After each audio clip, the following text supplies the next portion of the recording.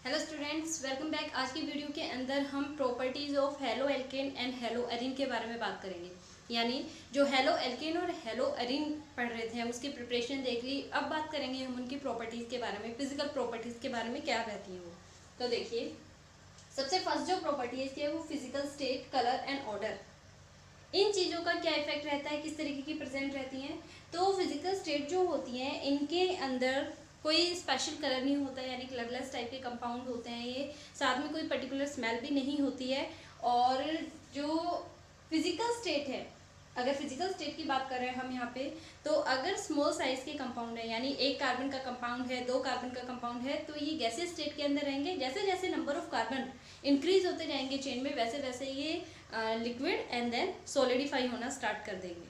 तो ये तो छोटी सी चीज़ थी।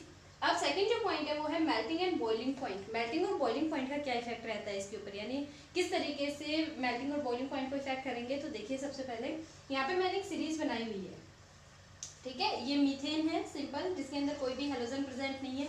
यहाँ पे फ्लोरीन प्रेजेंट है, क्लोरीन, ब्रोमीन और आयोडीन। जितना हेलोजन का साइज बड़ा होगा, डाउन द ग्रुप जब हम मूव करते हैं पीरियोडिक टेबल के अंदर, जो हेलोजन फैमिली है उसमें, तो डाउनवर्ड डायरेक्शन में जैसे जैसे आप आते जाएंगे, फ्लोरीन, क्लोरीन, ब्रोमीन, आयोडीन इस तरीके से प्रेजेंट रहते हैं।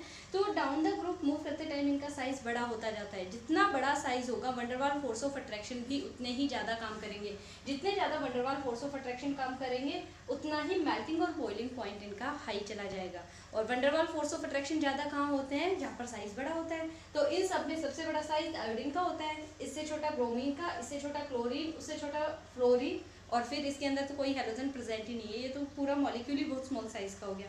तो देखिए, साइज के हिसाब से जो मेल्टिंग और बॉइलिंग पॉइंट है वो इसका धीरे धीरे इस डायरेक्शन के अंदर इंक्रीज करता जा रहा है।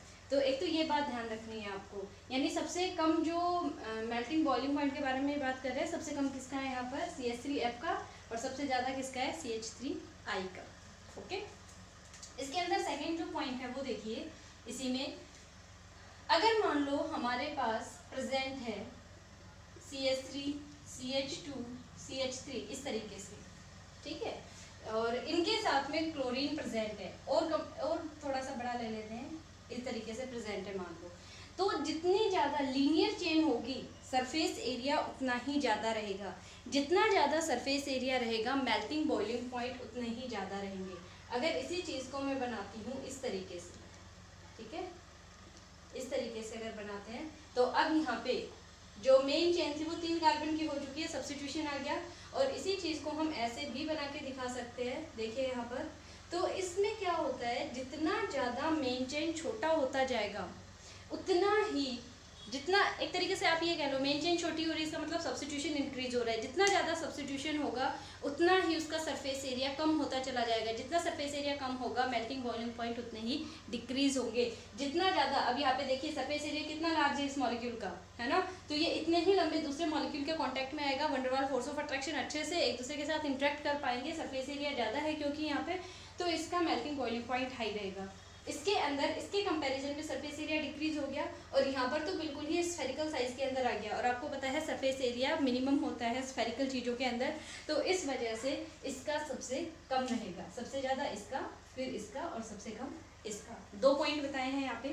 थर्ड देखिए, अगर आप यहाँ पे लेके चलते हैं CF4, CCl4, CBr4, है ना, इस तरीके के कंपाउंड लेके चलते हैं। या फिर अगर कंप्लीट ऐसे नहीं ले रहे, तो हम इनके साथ एक हाइड्रोजन अटैच करवा सकते हैं, CHCl, CHF3। हालांकि ये कंपाउंड बहुत ही कम देखने को मिलता है।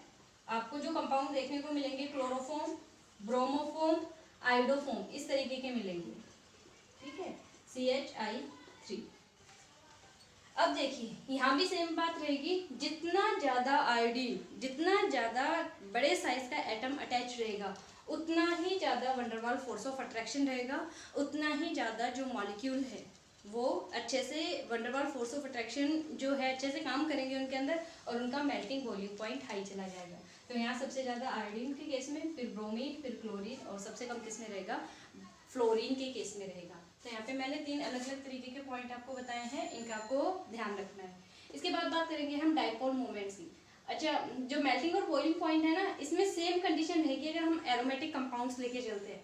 यानी अगर हम इस तरीके से लेके चलेंगे ना, बेंजीन के ऊपर फ्लोरीन लगा दिया, क्लोरीन लगा दिया, ठीक है, ब्रोमीन लगा दिया, आयोडीन, तो इनमें भी सेम कंडीशन रहेगी। जितने बड़े साइज का एटम अटैच रहेगा उतना ही ज़्यादा जो मेल्टिंग और बॉइलिंग पॉइंट है उनका ज़्यादा रहेगा। यहाँ पे आयोडीन अटैच है, लार्जर इन साइज है, वंडरवाल फोर्स ऑफ अट्रैक्शन ज़्यादा अमाउंट में काम करेंगे तो इसका सबसे हाई रहेगा, इसका इससे कम, इसका इससे कम और इसका सबसे कम रहेगा। अब बात करते हैं हम डाइपोल मोमेंट्स के बारे में। देखें यहाँ पर जो डाइपोल मोमेंट होता है ये हमें पता है म्यू से इसको रिप्रेजेंट करते हैं हम। और यहाँ पे देखिए, मान लो एक हेलोजन यहाँ प्रेजेंट है और एक यहाँ प्रेजेंट है, फर्स्ट कंडीशन। इसके बाद ये सेकंड कंडीशन हो गई, पहले ऑर्थो पोजीशन पे प्रेजेंट था, अब मेटा पोजीशन पे प्रेजेंट है। और जो लास्ट कंडीशन है इसके अंदर पैरा पोजीशन के ऊपर प्रेजेंट है। ये ऑर्थो कंपाउंड है, ये मेटा और ये पैरा। अब इन तीनों के अंदर आप अगर देखें तो म्यू की वैल्यू सबसे ज्यादा किस केस के अंदर रहेगी? देखिए, इसका जो नेट रिजल्टेंट फोर्स रहेगा वो टोटल किस डायरेक्शन के अंदर है? इस डायरेक्शन में प्रेजेंट है ना। तो इसका मतलब है म्यू की वैल्यू 0 तो हो नहीं सकती है, कुछ ना कुछ रहेगी। मान लो 2.76 कंसीडर कर रहे हैं, मुझे एग्जैक्ट वैल्यू नहीं पता है और क्योंकि हमने यहाँ पे एक्स कंसीडर किया है तो मैं यहाँ पे सिर्फ लिख रही हूँ। तो 2.76 आ गई इसकी। अब यहाँ पर जब टोटल आप डाइपोल मोमेंट कैलकुलेट करेंगे तो ये इस डायरेक्शन के अंदर रहेगा, इसका डाइपोल मोमेंट, इसका इस डायरेक्शन में रहेगा। अगर नेट हम देखते हैं तो कैसे रहेगा? वो इस तरीके से इस डायरेक्शन में प्रेजेंट है। हालांकि इसके कंपैरिजन में थोड़ी सी सिमेट्री आ गई, ये सबसे ज्यादा अनसिमेट्रिकल था, इसके अंदर थोड़ी सी लिटिल सिमेट्री ऑब्जर्व हुई है। तो इसके अंदर डाइपोल मोमेंट कुछ ना कुछ रहेगा जरूर, 0 नहीं हो सकता। लेकिन जैसे ही हम पैरा के केस में जाएंगे, इसका तो इस डायरेक्शन में प्रेजेंट है नेट डाइपोल मोमेंट और इसका डायगोनल डायरेक्शन में, एक दूसरे से अपोजिट डायरेक्शन के अंदर, एक इधर जा रहा है तो एक इधर जा रहा है। और ये जो मॉलिक्यूल है ये हाईली सिमेट्रिकल है और जो मॉलिक्यूल जितना ज्यादा सिमेट्रिकल होगा डाइपोल मोमेंट उसका उतना ही क्या रहेगा? कम रहेगा। तो जितना ये तो हाईली जो डाइपोल मोमेंट है इसके अंदर वो क्या रहेगा? 0, क्योंकि ये जो मॉलिक्यूल है ये हाईली सिमेट्रिकल है। तो डाइपोल मोमेंट किसके इक्वल आ गया? 0 के इक्वल, यानी सबसे कम रहना है इसके अंदर। इन दोनों केसेस के अंदर कभी भी डाइपोल मोमेंट 0 के इक्वल नहीं हो सकता, कुछ ना कुछ डाइपोल मोमेंट जरूर रहेगा। और ऑर्थो के कंपैरिजन में मेटा का डाइपोल मोमेंट हमेशा कम रहेगा। सबसे ज्यादा डाइपोल मोमेंट ऑर्थो का रहता है क्योंकि इसके अंदर सबसे ज्यादा अनसिमेट्री प्रेजेंट रहती है। ओके, अब बात करेंगे हम सॉल्युबिलिटी की। क्या जो आपके हेलो एल्केन्स हैं वो वाटर के अंदर सॉल्युबल हैं? भाई पोलर कंपाउंड होता है, डाइपोल मोमेंट के अंदर हम पोलैरिटी की तो बात करते हैं। अगर दो एलिमेंट प्रेजेंट है, मान लो A और X प्रेजेंट है यहाँ पे, या फिर C और X प्रेजेंट है, ठीक है, तो इसके ऊपर पार्शियल नेगेटिव चार्ज शो करते हैं और इस पे कैसा शो करते हैं? Partial positive. यानी इसके अंदर क्या जनरेट है? पोलैरिटी प्रेजेंट है। और अगर कोई मॉलिक्यूल पोलर है तो उसका डाइपोल मोमेंट भी होगा, और अगर पोलर है तो वो पोलर चीजों के अंदर डिसॉल्व भी होना चाहिए। यानी सॉल्युबिलिटी के बारे में जब आप बात करें तो इसका मतलब है कि पोलैरिटी प्रेजेंट है इन सारे मॉलिक्यूल्स के अंदर जो हमने यहाँ लिखे थे, तो वाटर के अंदर तो डिसॉल्वेबल होना चाहिए। लेकिन यहाँ पे एक और रीजन आता है कि जो फोर्स ऑफ अट्रैक्शन रहता है, जो हाइड्रोजन बॉन्डिंग का एक्सटेंट रहता है in between water and water molecule, वो ज्यादा होता है एज कंपेयर टू जो आपका मॉलिक्यूल होगा, जो भी हम यहाँ पे कंसीडर करेंगे हेलो एल्केन में, उसके और वाटर के बीच में।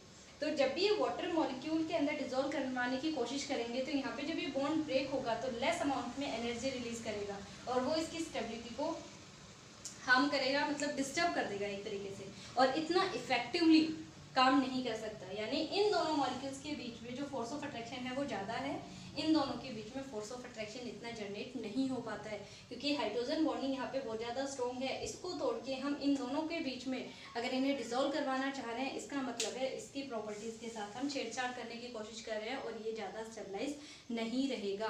तो इस वजह से जो सॉल्युबिलिटी है इनकी वो वाटर के अंदर कभी भी नहीं होती है, ये वाटर में सॉल्युबल नहीं होते, इनसॉल्युबल रहते हैं। इनफैक्ट जो लो पोलैरिटी वाले सॉल्वेंट्स होते हैं उनके अंदर ये इजीली सॉल्युबल रहेगी।